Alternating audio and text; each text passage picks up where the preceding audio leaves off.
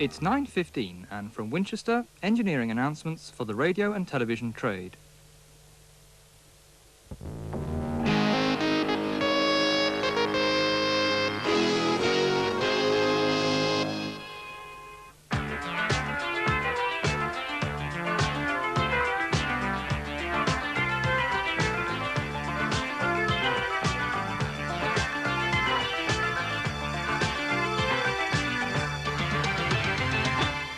Hello again, and here we are with a new look on the new channel, and we certainly hope most of our regular viewers have been able to join us here on Channel 4 and S4C.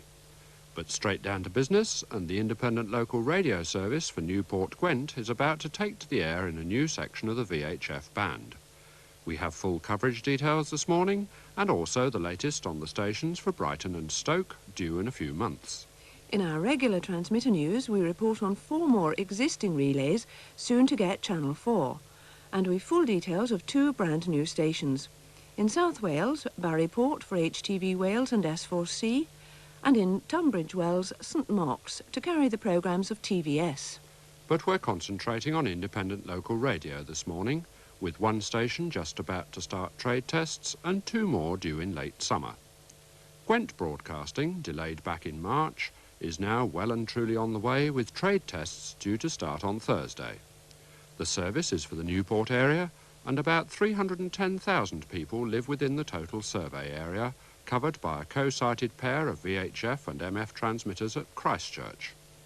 VHF will be on 104 MHz in the new upper subband. More about that in a moment. And good stereo should be possible in Newport itself and as far as Cwmbran and Pontypool. As usual with ILR stations, mixed polarisation is used for the VHF transmissions. The largely rural areas further north and east will depend mainly on medium wave, which during the day should give good results up to about 10 miles from the transmitter. The MF signals are on 1305 kHz, a wavelength of 230 metres. That's Gwent Broadcasting, due to start trade tests this Thursday, with programmes following on the 13th of June. It looks like late summer for Southern Sound, the ILR service for the Brighton area. VHF stereo will be in the new 102.2 to 104.5 subband, but the exact frequency is still to be announced. Medium wave will be on 1332 kHz, that's 225 metres. Also shaping up for late summer is ILR Stoke, to be provided by Signal Radio.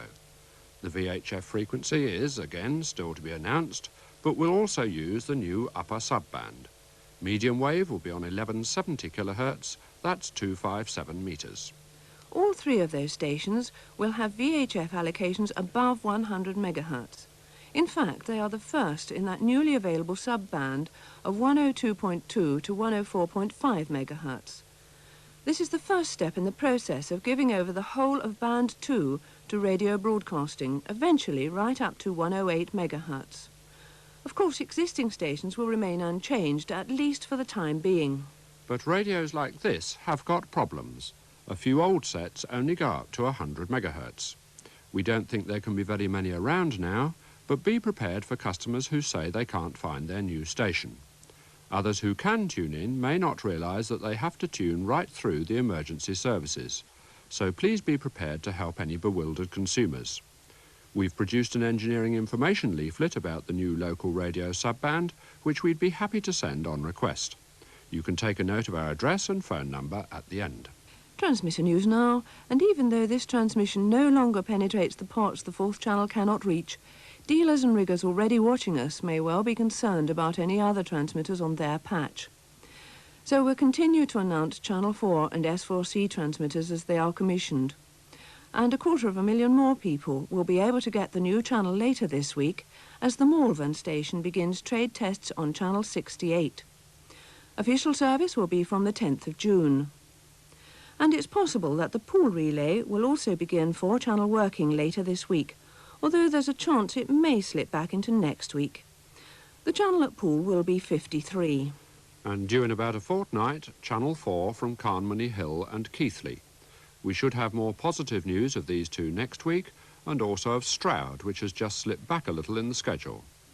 Remember that our engineering news on Oracle, page 111 on ITV, has a page devoted to Channel 4 installation at existing relays, and the transmitter names turn red when a station is commissioned for the new channel. Now to special announcements for established stations. Beacon Hill, Chatton and Knockmore all have reduced power on all channels for major aerial maintenance, which is expected to last until mid-June. Transmissions are cancelled altogether on some mornings. Fourth channel installation work at Darvel has meant reduced power there since last week, but normal working is now expected by tomorrow. In Sussex, the Heathfield station is to be on reduced power from about now for 10 days or so. This is in preparation for Channel 4, due in a couple of months. In North Wales, the Bala relay is on reduced power for the time being.